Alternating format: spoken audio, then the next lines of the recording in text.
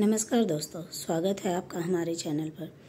कल हमने बात की थी अंतर्राष्ट्रीय हिंदी ओलंपियाड 2023-24 की कक्षा 1 के सिलेबस के बारे में।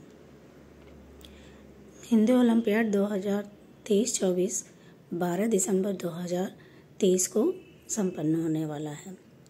उसी के सिलेबस का पहला पॉइंट हम लेके चलते हैं। वर्ण दो प्रकार के होते हैं, स्वर और व्यंजन। स्वर कौन कौन से होते हैं? अ, आ, ई, उ, री, ए, ओ, अंग, अह। तथा व्यंजन होते हैं क, ख, ग, घ, अंगा, च, छ, ज, झ, इया, ट, ठ, ड, ढ, अड़, त, थ, द, ध, न, प, फ, ब, भ, म, य, र, ल, व, श, ख, स, ह, छत्र, ज्ञ। अब तो हमने ये जान लिया है कि स्वर क्या होते हैं और व्यंजन क्या होते हैं।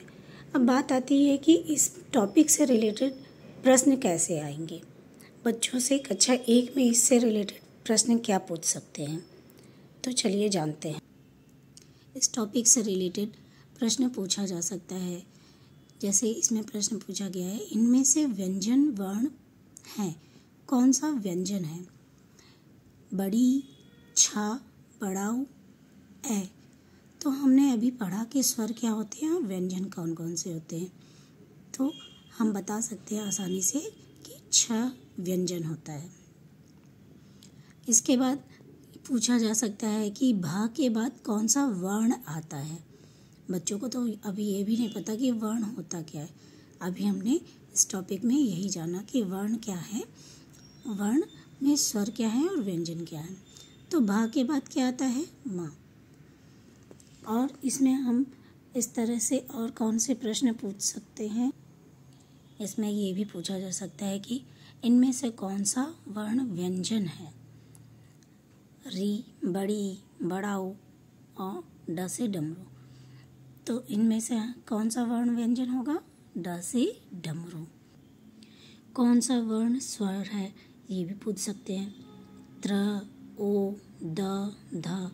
ये हम जब हमें पता होगा कि स्वर क्या है, व्यंजन क्या है, तो हम आसानी से इन प्रश्नों के उत्तर दे सकते हैं। तो इस प्रश्न के अनुसार ओ स्वर है।